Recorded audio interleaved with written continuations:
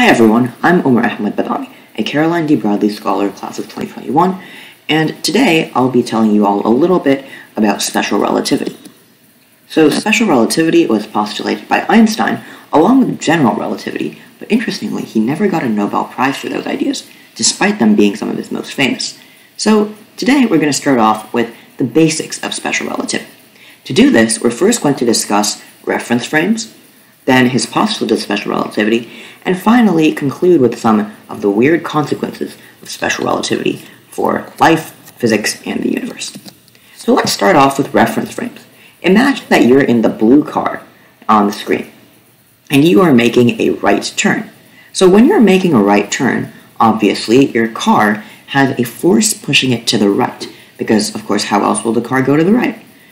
But as a person sitting inside the car, let's assume that you can't see outside of it at all, which makes driving it a lot harder, but I digress. Assuming that you can't see outside the car when the car is turning to the right, you will obviously feel a force pushing you to the left. And the next time you're in a car turning to the right or the left, I encourage you to try to think about what forces you are feeling at that exact moment. So once again, if the car is turning to the right, you feel like you're sliding to the left. If the car is turning to the left, vice versa, you feel like you're sliding to the right. So, in either case, the car is still moving, and you're still moving with the car. But the car feels something different from you, despite you both being in the same exact same scenario. So, observing something from two different points of view, just like we did just now, from the car's point of view and from the driver's point of view, are called reference frames. So, from the car's reference frame, there's a force pushing it to the right. From the driver or the passenger's reference frame, there's a force pushing you to the left. So, even though, once again, we're in the same scenario, being in different reference frames makes us feel different things, and makes us feel like we have different forces acting on us. How can this be? Well, let's look at another example to see if we can figure it out. Here's another example with a car. So let's say that you are in a car right now, and you are tossing a ball up and down. And again, the next time you're in a car or an airplane, try this out. The ball, you'll see, just moves up and down like it would if you were just sitting at home, or if you're just standing stationary. But let's say that you have a friend, say, who's standing outside of the car, like on the road. And we'll call your friend standing in the Earth's frame of reference, because he's standing on the Earth, and let's assume he's not moving. So from his perspective, the car is moving. From your perspective, the car isn't moving. From his perspective, the ball goes up and down too, but the ball moves with the car, which means that the ball gets thrown in a sort of an arc. But from your perspective, the ball just moves up and down. So even in different reference frames, we're observing different things for the exact same scenario. Once again, how is this possible? Who's right? And moreover, who's wrong? Let's go to another example.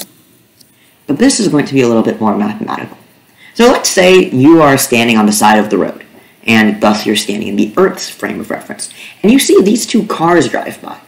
One car, the red car, is moving at 20 miles an hour to the right, and the other car, the blue car, is moving at 30 miles an hour to the right. So let's think about this scenario from the frame of reference of the red car and of the blue car. So also, you can see this when you're driving down the highway as well. If a car is going faster than you, like the blue car is moving faster than the red car, then it'll appear to be moving ahead. But if a car is going slower than you are, like the red car is compared to the blue car, it looks like it's moving backwards and is moving behind you. And we can mathematically calculate what this looks like. Now, in the red car's frame, let's say that you don't know that you're moving, so you appear to be stationary. But the blue car now looks like it's moving at 10 miles an hour, because you are moving 10 miles an hour slower than it. So the blue car is, let's say you're the red car, and the blue car is just moving really slowly, but it's moving forwards. In contrast, if you're in the blue car, the red car because it's going slower than you are, looks like it's moving backwards at the difference between the speeds, which is 10 miles an hour. So the red car, for you, looks like it's moving to the left. So once again, now we have a dazzling array of figures that we need to cross-check. Is the red car actually moving at 20 miles an hour? Is it not moving at all? Or is it moving backwards? What about the blue car? Is it moving at 30 miles an hour? 10 miles an hour? Not at all. Some other number that we can't see because we aren't in that reference frame. So once again, who's right and who isn't? Now, a quick teaser. Actually, everyone's correct. And at the same time, everyone's also incorrect. Because there's no right or wrong reference frame. In physics, and as Einstein postulates, all reference frames are equally valid. Let's move on to Einstein's theory of special relativity. It has two very important postulates or principles. The first one is called the principle of covariance.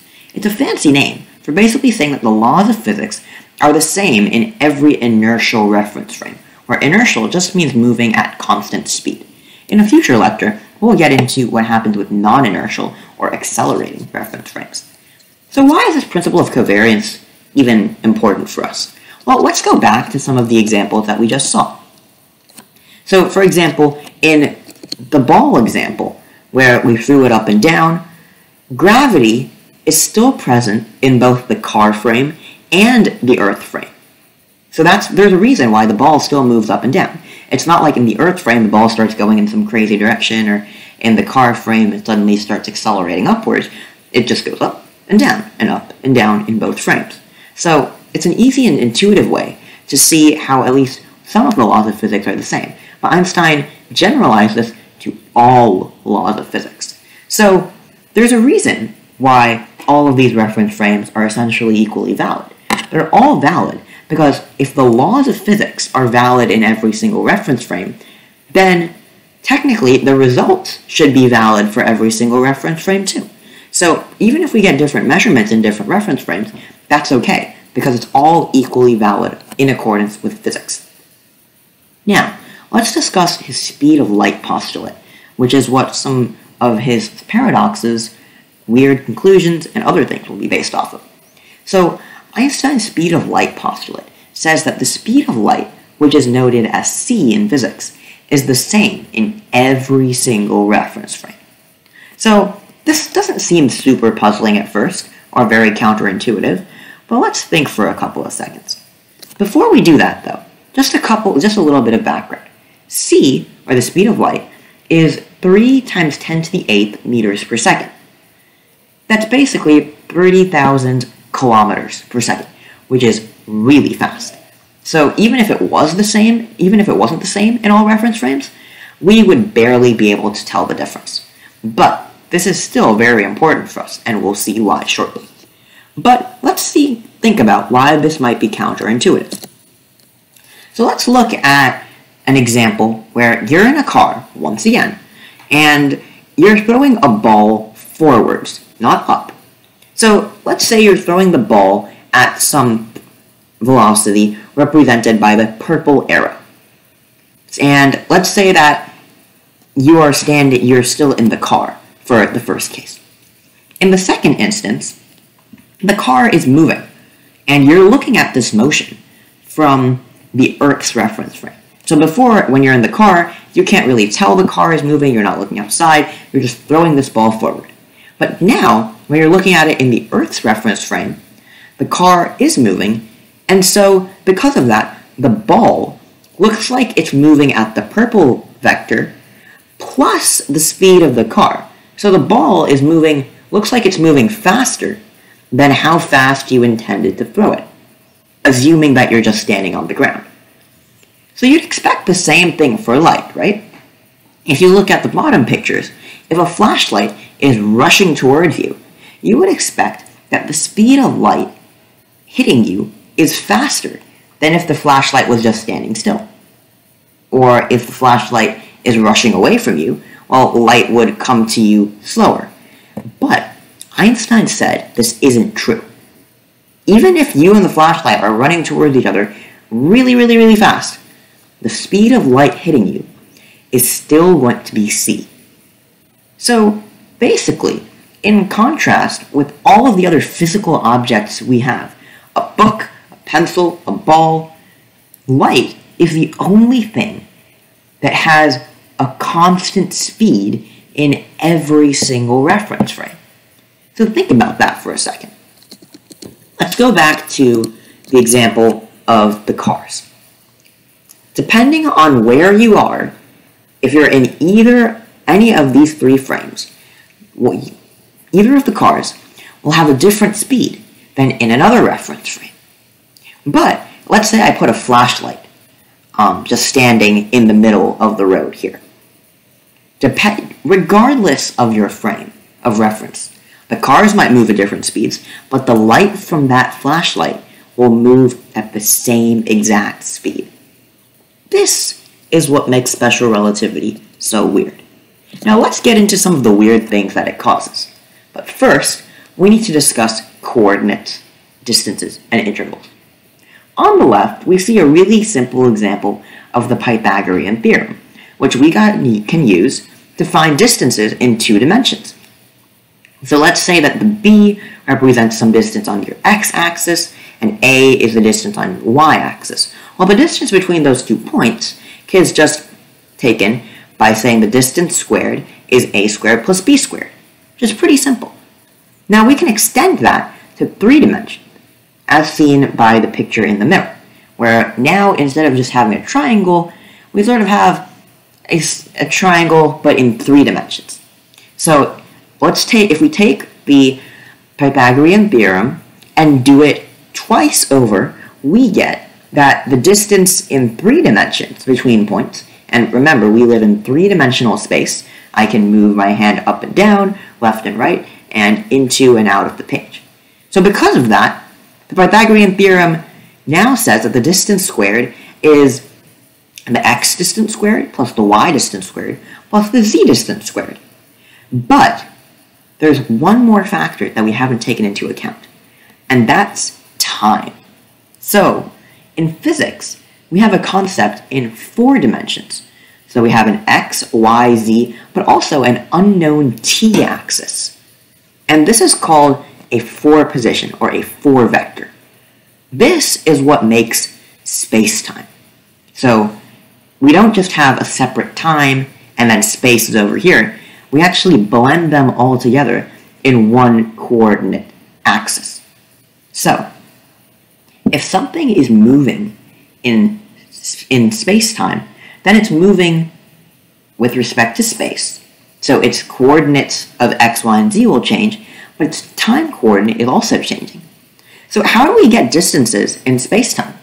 Well, the Pythagorean theorem for space-time is a little bit different than all of the others, and it's at the bottom right here. So the distance squared, where delta s means the interval in space-time, or the space-time interval, is the speed of light times the change in time squared, minus basically the Pythagorean theorem's result for how far you moved physically. Now, you might be saying, hang on a minute, why do we need to take c times delta t? Well, it's because of units. Let's say that, well, x is obviously a unit of length, and t, well, that's just time, so seconds. We can't really say second squared plus meters squared. So we need to find a way to convert time to length. And we can do that by multiplying by c, because remember, c is a constant in all of these reference frames. So that's why we're able to multiply delta t by c. So this interval in 4 dimensions is pretty weird. So again, if we're just calculating regular distance, we use the Pythagorean theorem in 2 or 3 dimensions. But once we get to space-time dimensions, we have to use this modified version of it, and what we get out of it is something called the space-time interval, represented by delta s. Okay, so what does this weird formula do for us, and why is it important? So let's look at this example on the board here. So imagine that you have a clock on Earth, right? And this clock has a beam of light moving from top to bottom and back down again. So it's a very simple thing. We call this in physics a light clock. And the distance that it moves up and down is, let's say it's 3 meters, right? So overall, the total distance that this clock that the light will move in one up and down cycle is 3 plus 3, or 6 meters. Now, imagine you have the same thing, but on a rocket ship in deep space. So the rocket ship is moving at some speed. And let's say that that speed is, say, 4 meters per second or something like that, right, as written on the board. So because of this, the light will take a longer path to travel. It's not just moving up and down anymore. It's moving up at an angle and down at an angle. So because of that, and using the Pythagorean theorem, the distance it moves is longer. And because it's light, remember that the speed of light is constant. So because the speed of light is constant, that means if we have a longer distance, it's going to take a longer time. So here we have two different reference frames. And in two different reference frames, we have two different distances that the light is traveling. In the left reference frame, the light moves 6 meters up and down. And in the right-hand one on the rocket ship, it's going to move 10 meters. If you take 3 squared plus 4 squared and take the square root, the distance of the hypotenuse is 5 meters, and that times 2 is 10 meters. So because of that, the light takes 2 different times.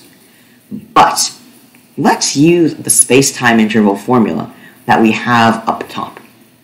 And if we do that, we get that the space-time interval of both of them is equal to 6 meters. And you can try this for yourself as well. Remember, the delta z component is 0. Here we only have delta x and delta y. So let's do it for the Earth's frame. I won't write the calculations up, but c delta t for the Earth's frame is 6 meters because it's up and down. Delta x, well, it's not moving. Delta y, well, it's not moving. Delta z is not moving. So those are all 0. So delta s is thus 6 meters. Now, in the rocket ship frame, c delta t, well, we already said that it's going to be 10 meters. So we can square that. Minus delta x squared minus delta y squared. And we get that it's equal to 36. Take the square root of that, and we get 6 meters. So even if we get different distances, and if we get different times, we still end up with the exact same space-time interval in 2 different reference frames. So everything else is different. The distance is different, the reference frame is different, the time is different, but the space-time interval, just like the laws of physics, is exactly the same. This principle is known as invariance of the interval. So regardless of your reference frame, as Einstein said, the speed of light, the laws of physics, and crucially, the interval are exactly the same, despite almost everything else being different. Let's look at another weird thing caused by relativity, and that is the simultaneity or not simultaneity of events. So this goes back to more rich stuff with reference frames. We're going to be using these a lot.